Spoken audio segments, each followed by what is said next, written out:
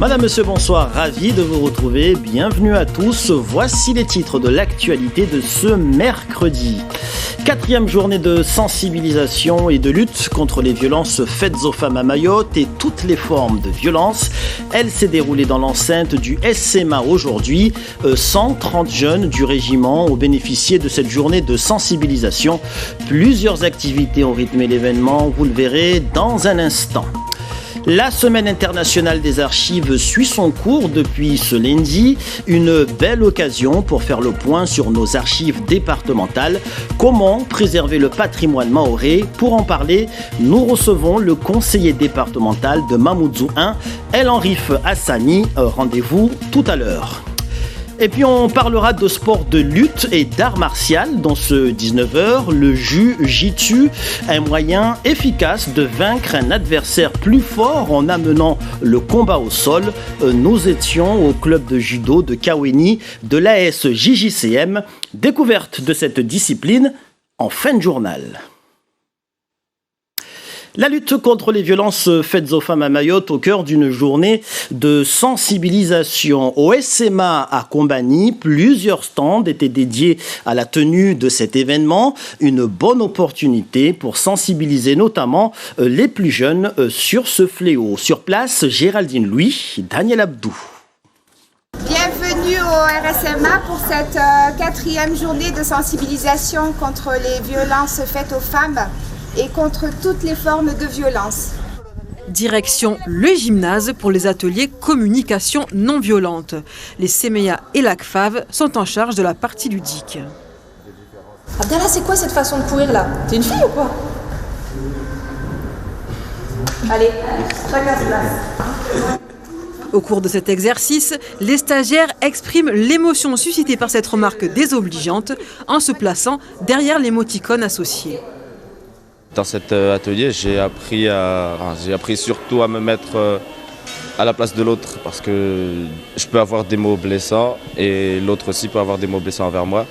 Et selon mon humeur, je peux mal réagir. Du coup, j'ai appris comment réagir. L'idée ici, c'est de réussir à faire un atelier ludique pour que les jeunes ils puissent se rendre compte qu'il y a besoin de s'exprimer et de dire, déjà de réaliser quelles sont ses émotions et de savoir les dire pour pouvoir communiquer de manière non violente. Après cette petite mise en jambe, la journée se corse avec un parcours de motricité. Les violences ne se passent pas que dans le sport, mais quand on intervient dans le milieu sportif, on a des victimes qui disent qu'elles ont subi ces violences, mais dans le milieu intrafamilial. Et c'est dans le sport qu'elles libèrent la parole. Du coup, c'est un moyen, le sport, d'inciter les gens à libérer la parole. Après l'effort, retour au calme afin de participer aux ateliers. Violence physique, cyberviolence ou encore violence psychologique. Parce qu'il existe différentes formes de violence, 14 partenaires dans les domaines santé, justice et social, entre autres, interviennent au cours de cette matinée. Comme les thématiques abordées, par exemple l'exercice de l'autorité parentale dans un contexte de violence conjugale, le dépôt de plainte, la procédure pénale, finalement, tous ces organismes peuvent accompagner les jeunes dans ces démarches parce qu'ils sont chacun, ils ont leur champ de compétences, mais ils se rejoignent. Cette journée de sensibilisation aura permis de responsabiliser et de montrer les répercussions des violences à ces jeunes du RSMA, où 20% des volontaires en formation sont des femmes. Retour sur les violents événements qui ont touché de plein fouet Koungou ces dernières 48 heures, au lendemain d'une journée de vandalisme, de barrages et d'affrontements. Quelle est actuellement la situation sur place? Pour en savoir plus, nous rejoignons Aurélien Février qui se trouve à l'entrée de la localité. L'information vient de nous parvenir. On apprend ce matin l'interpellation d'un individu dans le cadre de l'enquête suite à la mort de Youssouf, âgé de 18 ans, dont les obsèques ont eu lieu hier soir. D'ailleurs, ici à Koungou, beaucoup nous disent que le calme est désormais revenu dans la commune. On peut également le voir derrière moi avec le retour des véhicules sur cet axe qui permet à chacun de rentrer chez soi le soir. Un calme qui peut sembler précaire malgré tout. On l'a vu tout à l'heure à 16h30 puisque la police municipale est venue dégager un barrage chauffage juste derrière moi, constitué par des pneus. Et également, mon collègue Fahar Hosseini qui m'accompagne ici à Koungou a été molesté, secoué par un individu qui était hostile à notre présence ici dans la commune, alors que les réunions publiques, elles, se succèdent, notamment pour appeler au calme et pour permettre à la justice de faire son travail. Aurélien Février devant la caméra donc de Fahar Hosseini. À Dzaoudzi, sur la place de France ce matin, on rendait hommage aux morts pour la France durant la guerre d'Indochine. Pour rappel, une trentaine de milliers de soldats français y ont trouvé la mort lors de cet hommage. Ce mercredi étaient notamment présents les maires de l'abattoir Ipamandi, des élus du département, le préfet, le délégué du gouvernement qui a d'ailleurs appelé l'importance de cette journée et du devoir de mémoire à effectuer. Je vous propose d'écouter Ayouba Dinouraïn, trésorier de l'association des anciens combattants de Mayotte. Il s'est confié à Abderrahmane Saïd et Fahar Hosseini. Aujourd'hui, c'est surtout l'Indochine, surtout à la mémoire de tout ce qui a combattu à la guerre d'Indochine au niveau de la France, ainsi que nos camarades africains, que ce soit les paras, la Légion et j'en passe, toutes les armes qui unissent la France depuis 45 à 50. On pense tous à nos morts qui ont fait qu'aujourd'hui on a cette liberté. On a toujours des messages particuliers. On doit se dire que grâce à tous les événements comme guerre qui s'est passé dans l'Hexagone ou en Europe, qui fait qu'aujourd'hui, Mayotte a cette liberté. Et je suis fier de dire qu'aujourd'hui, j'insiste encore que ça fait partie de notre patrimoine. Tant que nous serons sur Terre, on aura toujours besoin de rappeler et célébrer, parce que tout à l'heure, j'avais dit que ça fait partie de nous, ça fait partie de notre héritage. On se doit de le célébrer en permanence, donc on ne peut pas ne pas le célébrer. En bref, cette information, l'ancien maire de Chirongui, Andanouni Saïd, est placé en garde à vue depuis cet après-midi à la brigade de recherche de la gendarmerie à Mamoudzou, une garde à vue qui entre dans le cadre de l'affaire des emplois de la commune de Chirongui. Cette audition est par ailleurs jugée injuste par son avocat, maître Askani Moussa.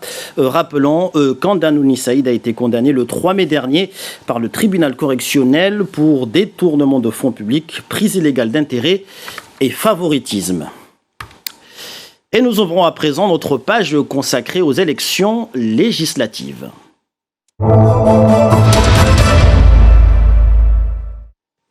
Alors que nous ne sommes plus qu'à 4 jours du premier tour des législatives, l'heure est au compte pour les candidats. Ont-ils dépensé tout leur budget? La plupart ont reçu une somme de leur parti. Et s'ils l'emportent, c'est leur parti qui recevra une belle somme de l'État. Explication avec Ambroise Boulès. Savez-vous qu'aux élections législatives, chaque bulletin glissé dans l'urne rapporte de l'argent aux partis politiques? Dimanche, en plus de l'enjeu politique, c'est un combat financier qui va se jouer dans les urnes. Car pour chaque voix récoltée, les partis politiques vont toucher une aide publique annuelle pendant 5 ans. En 2022, chaque bulletin rapporte 1,64 €. Les partis qui peuvent prétendre à cette aide sont ceux dont les candidats obtiennent plus d'1% des voix dans au moins 50 des 577 circonscriptions. Mais il y a une exception. En Outre-mer, il suffit de se présenter dans une seule circonscription pour toucher l'argent public. Le parti qui en a reçu le plus, c'est La République En Marche. En 2017, ses 6 152 000 voix à 1,64 € lui ont donné droit à plus de 10 millions d'euros par an durant le mandat. La plus petite somme revient, elle, au micro-parti Vivre la Réunion. Avec seulement 879 voix obtenues il y a 5 ans, il a reçu 1 442 € par an. Si les voix rapportent chaque année de l'argent public au parti, les députés aussi. 37 402 € par parlementaire élu. Des rentrées d'argent qui, mises bout à bout, représentent 66 millions d'euros redistribués aux partis politiques chaque année, dont près d'un tiers au parti présidentiel pendant le dernier mandat. Dimanche, les candidats ont donc tout intérêt à faire le plein de voix aux élections pour remplir l'hémicycle, mais aussi les comptes de leur parti et financer la vie politique. Et nous poursuivons cette page des législatives avec moi, Miss Baoudine Bakar. Bonsoir. Bonsoir, Papineau. Alors ce soir, on s'intéresse aux législatives de 2012 et Mayotte qui gagne un député de plus à l'Assemblée nationale. Oui, l'ordonnance numéro 2009-935 du 29 juillet 2009, ratifiée par le Parlement le 21 janvier 2010, est passée par là.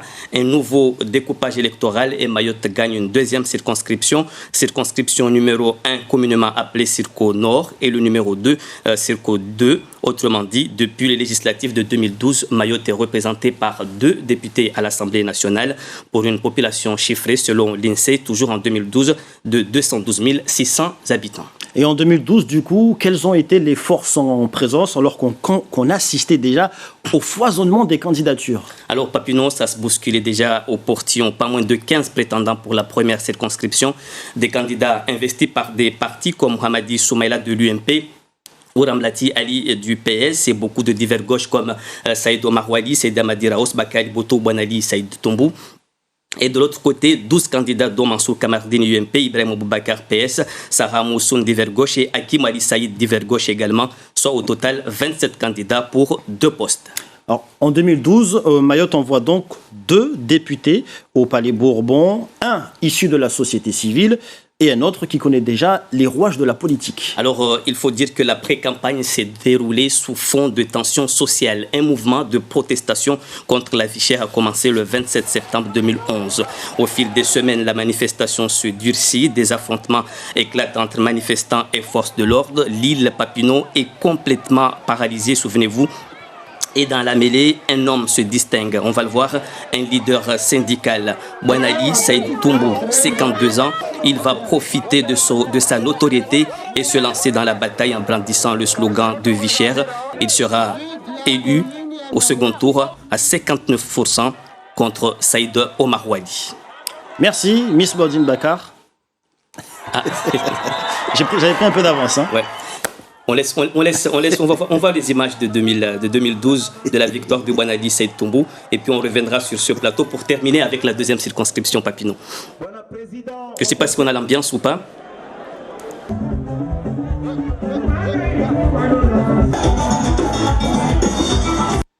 Voilà, Papineau est dans la deuxième circonscription. La bataille est aussi rude. Un derby, ça doit Mansour Kamardine contre Ibrahim Aboubakar. Et c'est ce dernier qui va l'emporter avec 54,95%. Bouanali Saïd Tombou et Ibrahim Aboubakar vont siéger dans la majorité avec comme feuille de route la lutte contre la vie chère et l'égalité sociale. Miss Baudine Bakar, merci pour toutes ces précisions. Cette fois-ci, c'est terminé pour ce soir. C'est la bonne. Et puis sachez que ce soir, juste après le journal en maoré, vous pourrez suivre votre émission Kalawadala avec les derniers candidats de la première circonscription à passer dans nos émissions. Ce soir, nous aurons Estelle Youssoufa, candidate sans étiquette, Ahmad Diboura de l'Union du Nord, Antoine-Marie Autran pour Ensemble pour les libertés, ainsi que Mohamed Mwendié, candidat sans étiquette.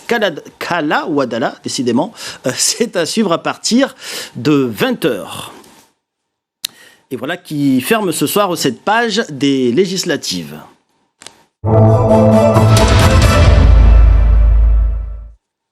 Parlons à présent des retraites et cette fois c'est confirmé, toutes les pensions en France seront revalorisées de 4% au mois de juillet prochain. C'est ce qu'a annoncé la première ministre Elisabeth Borne. Alors concrètement, combien cela représente en plus par mois? Élément de réponse dans ce reportage réalisé à Antibes en Côte d'Azur, Didier Brignan et Raymond Chaplard. Le matin sur la plage d'Antibes, ce n'est pas encore l'affluence ni les fortes chaleurs. Le moment idéal pour beaucoup de seniors. L'augmentation de 4% des pensions annoncée par la Première ministre est accueillie fraîchement par ces 2 retraités. C'est minable, quoi. Faut arrêter, on se moque de nous, quoi. Moi, j'ai commencé à travailler à 14 ans. J'ai fait mes 43 ans et demi de travail. Pour voir ce qu'on touche maintenant à la retraite, c'est une honte. C'est une honte. Ça ferait acheter un roast-beef une fois par mois de plus, vu ce que ça va augmenter mon mari. Et puis moi, je n'ai même pas compté, ça doit me faire 25 ou 26 euros en plus. Cet ancien ébéniste de 86 ans a lui aussi fait ses comptes. 32 euros de plus par mois. Je pense que c'est pas mal. Je pense que 4%, on n'a jamais eu ça. Jusqu'à présent, c'était et n'importe quoi, et puis des années, rien du tout. Pour ce couple de restaurateurs à la retraite, l'augmentation est de 100 €. Mais cette hausse va-t-elle changer leur quotidien ? 4%, c'est très bien. Ça pourrait nous faire aller au restaurant une fois par mois. Un bon restaurant. Selon cet économiste, il était urgent d'agir pour le pouvoir d'achat des retraités. En raison du mode d'indexation des retraites, leur valorisation, elles avaient été augmentées que de 1,1%. Alors même que l'inflation sur l'année est attendue désormais autour de 5%. C'est-à-dire que s'il n'y avait rien eu de fait en juillet, il y aurait une perte de pouvoir d'achat très significative pour les retraités. Plus que 2 mois à attendre, le versement est prévu début août. Retour dans l'île et cette question, comment préserver les archives de Mayotte ? Le sujet est posé sur la table dans le cadre de la Semaine internationale des archives, un événement qui permet notamment de sensibiliser sur la bonne gestion de ces archives, mais le département de Mayotte a atteint ses limites en capacité d'archivage, ce qui engendre par conséquent d'autres difficultés. Saïd Hachim, Youssouf Abed Matouar. Ce service départemental conserve près de 800 mètres de documents. Les plus anciens datent du 19e siècle, les récents de cette année. Beaucoup de documents administratifs, également des archives des grands cadis, donc les archives cadiales. Nous avons aussi des fonds iconographiques, des fonds audiovisuels. Et également, nous avons une section qui est la bibliothèque des archives départementales. Des documents difficiles à conserver dans cet environnement humide et à température instable. L'idéal pour conserver un document, c'est une température d'environ 21 à 23 degrés, et idéalement 22 degrés, et un taux d'humidité d'environ 50 à 60%. Donc ça peut être assez difficile à atteindre, puisqu'il y a beaucoup d'humidité à Mayotte. Et ce bâtiment est assez ancien, on a quelques problèmes.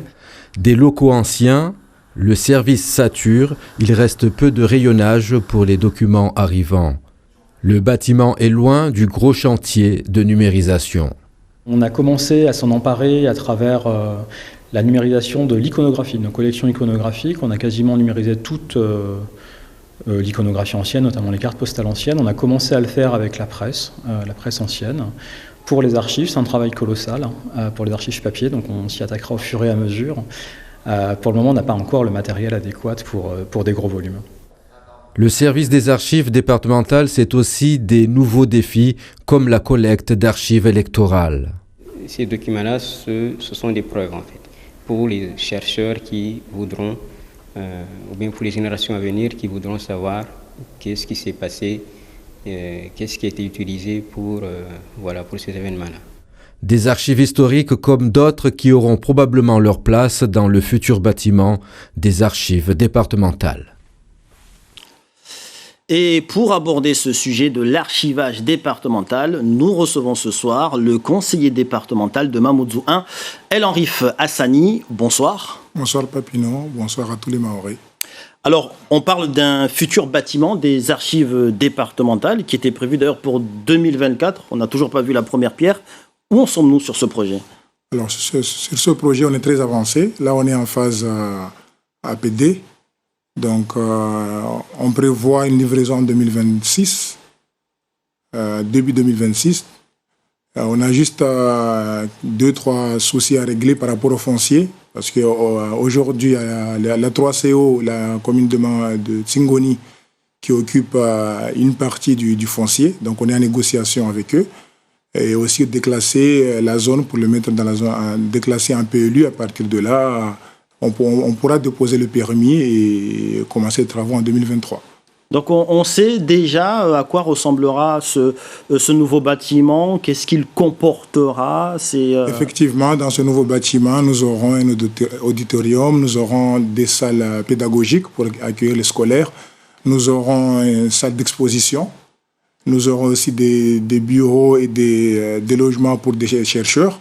Donc c'est un beau bâtiment emblématique qui sera présenté demain par rapport à la Semaine internationale des archives, à la Maison des archives. Ça sera présenté demain aux professionnels, parce qu'on accueille les professionnels demain pour une journée de formation et de découverte. Donc ça sera présenté demain et c'est un bâtiment que le monde de l'archivisme à temps. On connaît déjà sa capacité en superficie ou en tout cas en nombre de... Oui, on connaît sa capacité en superficie, on a déjà le plan de financement, on sait exactement où on va et je vous dis fin 2025, on aura le bâtiment. D'accord. Alors, concernant les archives départementales qui se trouvent ici, non loin de notre station, sur les Hauts-Vallons, et comme on l'a entendu dans le reportage, les conditions de conservation des documents ne sont pas optimales. Comment peut-on justement améliorer ces conditions de conservation pour préserver justement le patrimoine ? Effectivement, nous avons, ça a été dans le reportage, à peu près 800-900 mètres linéaires de documents qui sont dans des conditions un peu... qui étaient, parce que là, on a mis quand même les moyens pour essayer d'améliorer avec la direction, parce que notre directeur, quand même, il connaît ce qu'il fait. Donc, avec la direction, on essaie d'améliorer les conditions de conservation, parce que c'est important. Donc, aussi, savoir que on a aussi des documents itinérants qu'on essaie aussi de travailler avec les écoles, avec les médiathèques, d'où cette semaine de formation, cette semaine internationale où hier nous avons accueilli tous les bibliothécaires de Mayotte pour une formation et demain tous les professionnels, on les accueille aussi. C'est dans cette perspective-là de trouver des solutions pour conserver le maximum de documents. El Arif Hassani, merci d'avoir accepté de répondre à nos questions. Je rappelle que vous êtes le conseiller départemental de Mamoudzou 1. Merci. Merci à vous. Du sport pour terminer avec du jiu-jitsu brésilien, une pratique qui se développe au sein du plus vieux club de judo de Mayotte, un sport de lutte et un art martial basé sur des techniques de contrôle et soumission au sol. Objectif, neutraliser son adversaire pour obtenir des positions dominantes ou des soumissions l'obligeant à abandonner le combat. Plus de précisions sur cette discipline avec Anlidine Hamada Moussa, Darwesh Daou et Géraldine Louis. Sur le tatami, ces adultes transpirent beaucoup, s'accrochent et cherchent à prendre le contrôle sur leurs partenaires d'entraînement. Ces adeptes de jiu-jitsu brésilien ne lésinent pas sur leurs efforts. Un travail payant, à l'image de Joseph Lefebvre. Après une année de pratique, il a décroché de nombreuses médailles, notamment celle de champion d'Europe de la discipline à Barcelone. J'ai commencé ici donc avec Gino qui est derrière, le black belt. Ça fait pas très longtemps. Moi je suis rugbyman à la base et c'est des amis qui m'ont amené vers ce sport. Donc j'ai tout de suite accroché. Et puis après, je me suis vraiment beaucoup entraîné. Tous les jours, tous les soirs, je venais ici. J'ai fait premier à Paris, deuxième au championnat d'Europe et troisième en toute catégorie. Des kimonos, des ceintures de couleur et des combats rapprochés, le judo et le jiu-jitsu brésilien, deux disciplines cousines certes, mais avec leurs particularités. C'est issu donc du Brésil. En fait, ça a été importé par les Brésiliens, en fait, issus du japonais au départ. Et en fait, ils se sont adaptés par rapport à leur morphologie.